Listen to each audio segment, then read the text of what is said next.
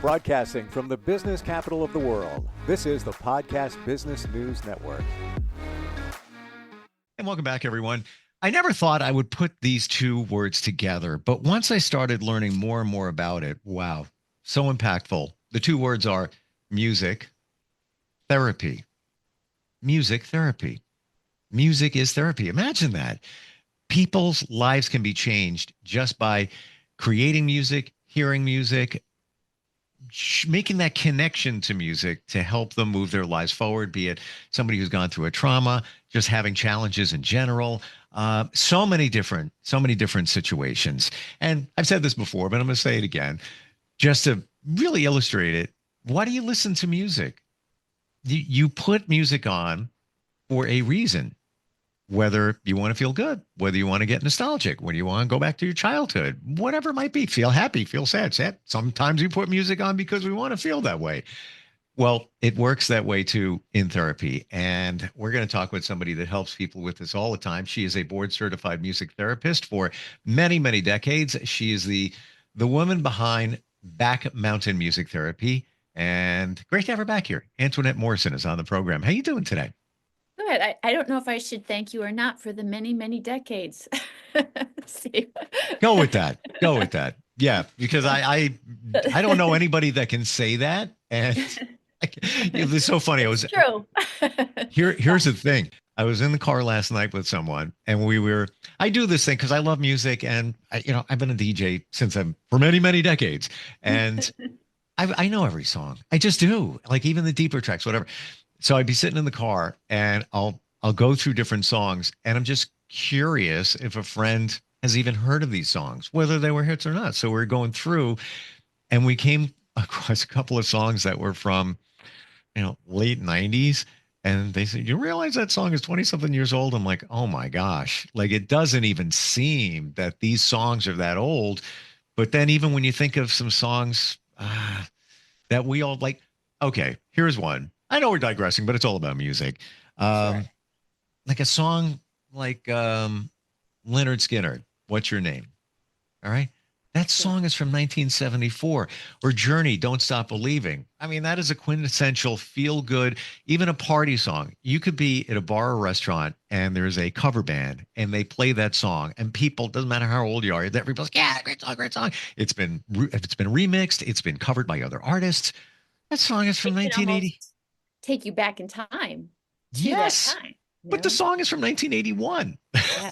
You Yes. never realize it. So go with the many, many decades. It looks good on you. It looks good on you. Thank you. Can you, Antoinette, take us through the journey of working with somebody from the beginning to, I don't want to say the end, but where you left off or where they are at this point in their musical therapy journey? Sure. I was thinking of taking someone that was very basic. And what I mean by that is at the very beginning, that got stuck at the very beginning of development. So I had a little girl that came to me just after shutdown when things were opening, but it was difficult to get services. So my place was very small, so I could see people a little easier. And this little girl was, I think, 3 or 4 when I got her. She was on the autism spectrum. Oh, she must have been a little older, because I do remember she had had a brain surgery at 3. So she must have been at least 4. And she came in and didn't do anything but scream and bang her head violently with her hands and Hmm. bang her head on the floor. So you could not get her attention. She was more consumed by how poorly her body felt. And of course, since she'd had the brain surgery, that head banging was a very, very scary thing.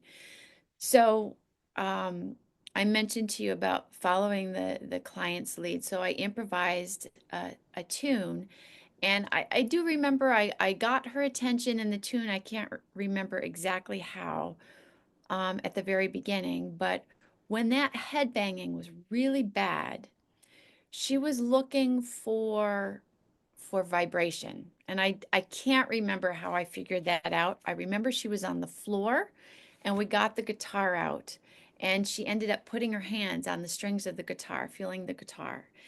and I got her attention. We were using the same song that we'd used at the piano, but I got her attention. I don't know if the vibrations felt good, if they overrode the pain, or if it was Wow. just something else she felt. I don't know that for sure. But she was about, I guess she must have been about 4, nonverbal, didn't pay attention to anything. So our first real um, goal was like kind of to get her attention. And then after we were able to get her attention, asking her to reach out, because what I'm looking for is what we call circles of communication. I do something and she responds. Even if it's just a facial, a facial glance, a facial affect, a sound, anything, a response to that. And the more circles of response, I do something, she responds, I do something, she responds, the more intentional, the more aware she becomes. Wow. And so she really began her development at 4 because she really wasn't even attending to anything outside of that pain or whatever the discomfort was that she had. And there were days when Hmm. she would come in and it would be worse, and that's how we would kind of get her attention. And on the days that it wasn't as bad, we could kind of transfer that, and I wouldn't have to be right there in front of her. And we could start circles with her coming towards me. Wow. How how did you identify that it was vibration that she was looking for? Um, I guess I remember she got down on the floor and she's banging her head, and Hmm. of course I want to keep her from hurting her head. So I came over there, and I had done this before with a big frame drum with another child, where I just banged on it really hard just to see if and I have gotten responses. And she started to notice, she started to put her hand on my guitar and then really wanted um, that guitar. She wasn't really listening to it at that point, but she kept putting her hand on the strings to feel the guitar. And that's where I think it started. And then as we, she responded, I think there was a little bit more integration of her sensory system because she started listening and looking at me, listening to what was happening. And then I guess the evidence of that was that I was able to leave her and go to the piano, and she recognized that tune. She was now, I think before that, she was just, her brain was filtering out any of the sounds because they weren't relevant to that pain that was all consuming. Wow. So that's kind of where we got started with that child, right at the very beginning of development. Amazing.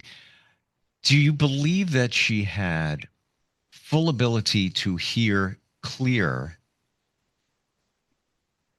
and verbally, challenges there based on her age and everything that she went through with the surgery? Um, and why do you think it was the vibration that vibrated within her, made a mark in her? Why do you think that happened? Um, my was I can't remember. I've had lots of kids that are not, their auditory processing isn't happening at the same rate as their visual processing. So in other words, their hearing is fine. I can't remember if her hearing was checked, but I've had lots of kids. The hearing is checked, but the processing, the brain taking in the information, making sense of it, and responding is not happening for some reason. It's not taking it in as fast as it's taking in visual information.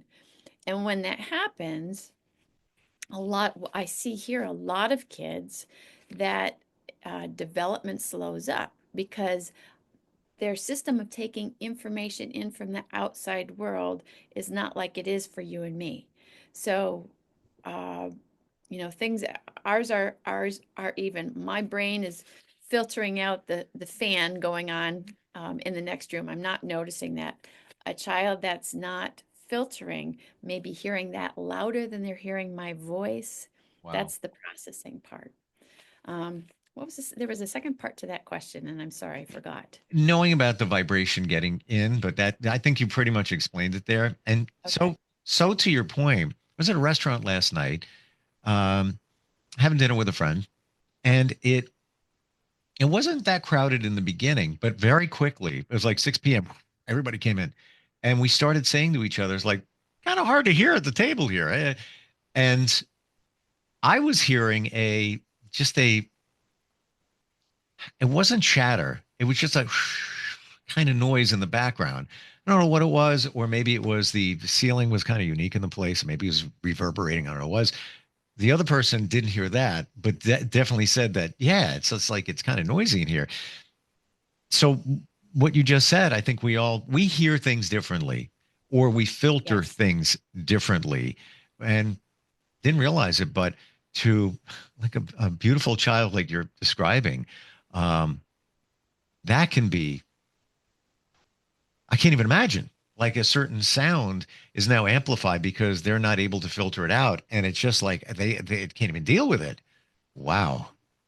And my sense about the vibration too was, as I had mentioned before, about following her lead. So what she kept looking for was the strings on my guitar. She kept putting her hand up to the strings and almost watching her hand on those strings and looking away like she's thinking. So kept going for the strings just to feel those strings. So I think that's the first sense and the first thing that she notices when that, whatever that pain is or Wow. discomfort that so overwhelming.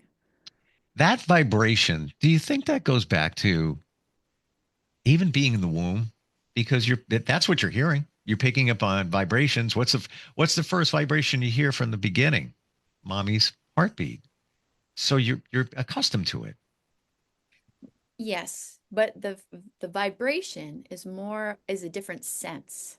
So the vibration is a tactile sense, right? On her hand. She's feeling that. So when I'm talking about that sensory system not being well integrated, she might not have even been hearing that guitar at that time when we got started. Mm. But as she, continued to reach out and I continued to respond to her reaching out, she started to notice me. I'm providing what she's looking for, just like an infant. Yeah. An infant uh, is looking to be fed and primarily, and after a little bit starts to notice the mother. The mother becomes the person that's providing. And that whole back and forth is really the big basis for all of our development. Mm. That was, Interesting. and when we talk about, the sensory system not being integrated, that's what I mean. She might have been feeling it and not hearing it, although there might not have been a problem with her hearing. Right. And maybe she didn't make the connection, even if she could hear that what she was feeling in her hand was also going in her ear and she was hearing Right, it. Hmm. right. Wow. That's fascinating. You know how this all works. Um, And and then when you'd mentioned about her talking, that was not going to be possible until that system was somewhat well integrated and she started some motor planning. She had no perception of the world outside of her pain at that point when she came to see me. So starting to notice me and me being the provider of what she's looking for at that moment hmm, gave her a reason to respond to something outside of herself. wow. Would you think it was like a very strong moment of discovery for her? Yes, yes, yes. Hmm. Now, we talk about that vibration being sensed on her hand, but Right. anybody could be feeling it anyway. I remember Yeah. I went to a meditation. Somebody just signed me up, a friend. Let's go. All right. Yeah, you show up.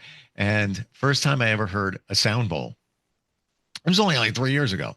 And they started this meditation. And it was I don't know if I shared this with you, it was a cacao ceremony where they give you pure chocolate from the rainforest. And it's supposed to have Okay. euphoric properties and just opens up your senses. Doesn't do anything Sure. else.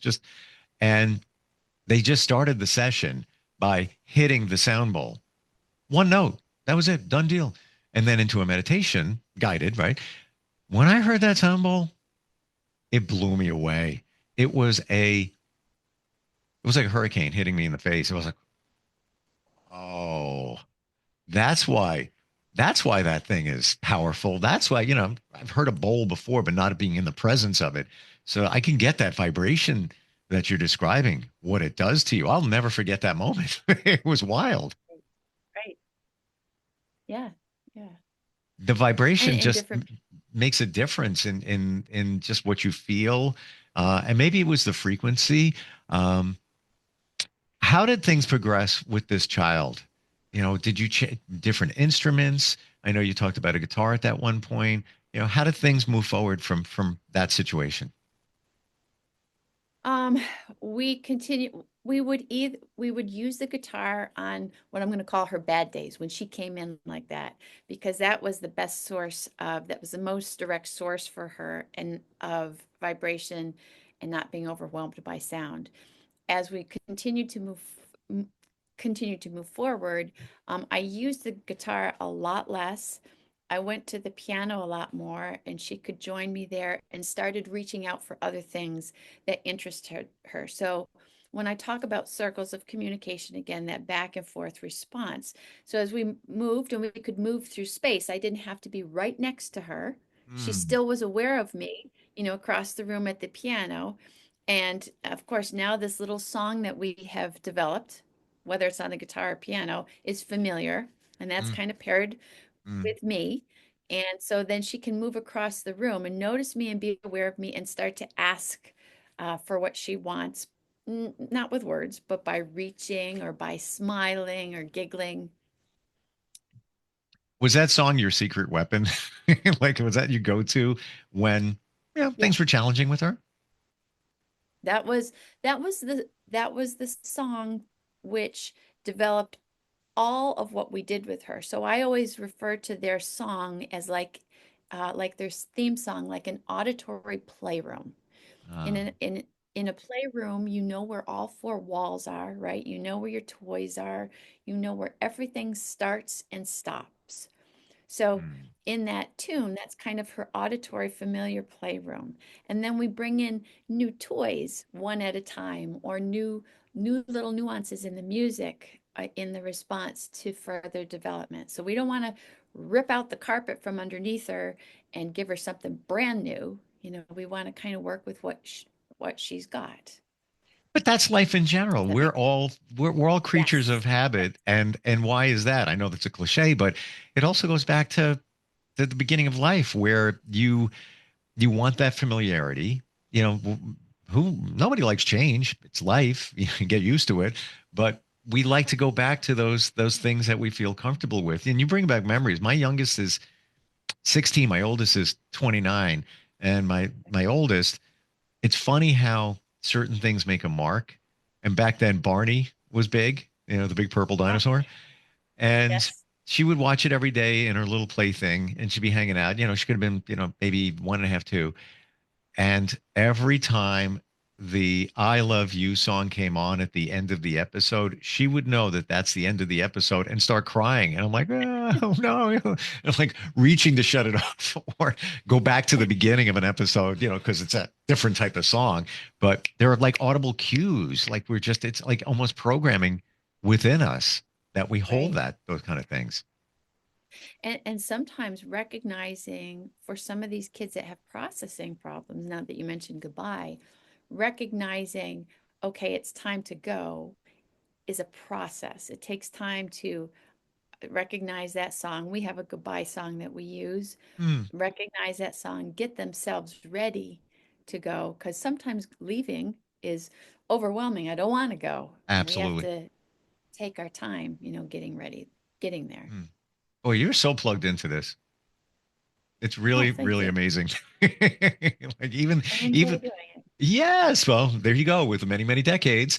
But just knowing that you need to transition into, the end of a session Right. because you could have even a child come in and just be in a certain headspace at the beginning. Now you've gotten them to the point where they're comfortable, they're hearing the sounds. It's a happy place, and now it's time to leave.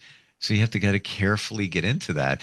Um, is there, like you just said, a goodbye song? Do you usually pilot that way? just so they know that the session is about over? Yes, I have one that I use here all the time, and I can't think of the title what it actually is, but as soon as that gets started, everybody here knows that it's the end of the session. One of the girls that works for me just told me yesterday that one of the kiddos that she's had to change the goodbye song because he recognized it was time to go, and that was reason for a meltdown. So she had to alter it slightly to a slightly different song because right away that marked the end. And Mm. so she kind of had to use a slightly different one because he needs time to transition out and a little bit gentler approach. Hmm. What I'm getting in my mind right now is the pre-goodbye song where it's this one leading into so it's like getting on the road to Yes. goodbye. It's you don't Yep. get right to the Yes. destination. Are there some instruments that literally resonate better with the individuals that you work with? Be it I piano, think guitar. when it comes to that, uh, what works better, that is always very individualized because it depends on their system, their preferences, maybe possibly what they've even been surrounded by. Um, Sometimes the piano is just way too much for some kids, too much volume, just too much. And I might have to start out with only one string on my guitar because that's all they can tolerate because maybe the sound is overwhelming to them. Wow. This is all the things that we don't realize, but until you say it, and when I think of, as you just said that, thinking of the piano, it is a very full sounding instrument. And, if you've got challenges processing sounds, that can be really, that's like be getting slapped in the face for some. Right. Or think about if you're playing one string, like with the singing bowl, you were attending to kind of one tone at a time. Well, if I put in a bunch of notes all at once, right and left hands, and things are going all over the place for some kids, that may be very motivating. Lots of things going on may be very motivating. For other kids, that may shut them completely down. That's just way too much incoming information for them. Hmm. It's so interesting when we start thinking about this and apply it to our own lives that I find myself, there are some times where I want to just listen to an acoustic song, guitar, person singing. That's it. I'm not into, I was at a place over the weekend and somebody was just playing guitar and singing and was like, this is good. I'm feeling this. And if it was a full on band, I'd be like, not right now. No, no, no. It's, it's your mindset. And I'm talking, those not dealing with major challenges, but Yeah. even that, that makes an imprint. I can't even imagine somebody who is dealing with stuff. Oh, Wow.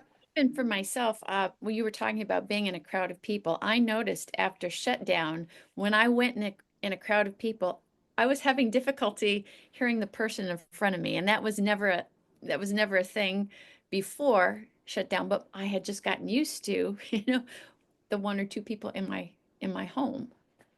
My Gotcha. brain had gotten used to a lot less going on. Yeah. Yeah. And we're using us as examples to illustrate somebody else how impactful, how amped up, things are and how they interpret sounds.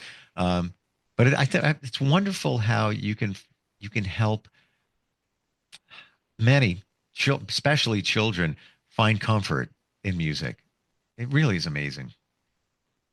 I think, to be able to tell what their preferences are, you have to use more than just your ears to listen. You have to use your eyes also to listen to what they're showing you, what they're telling you, because they're not doing things accidentally or for, negative purposes most of the time.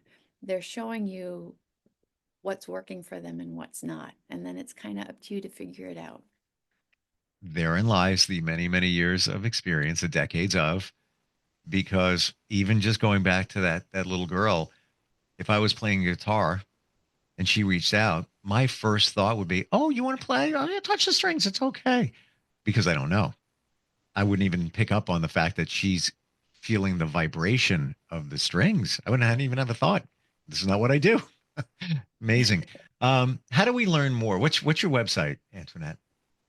It's www.backmountainmusictherapy.com.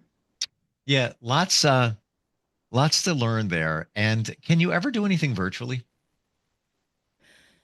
Um, I can do some here in our clinic with people that we already know. If there's a issue, we might have sessions online, if, like snow or illness. Most of the time, though, here in our clinic, I try to do things in person. It's possible to do some virtually. I guess it would, again, my answer is always going to be, it depends on the person. It depends on the situation. Gotcha. Thank you so much for bringing light to music therapy and how wonderful and impactful it is. So many of us, myself included, until I started digging into this, don't realize what's going on there. But as I see this more and more, music is our life. They say food is life. I think music is just as important for helping us navigate, our mental situation. We listen to music for a reason. Why do you put anything on? Otherwise, it would be silence 24/7, aside from voices. It's just wonderful how it can work. Thank you so much for being here today. Thank you for having me, Steve. Appreciate it. We'll be right back.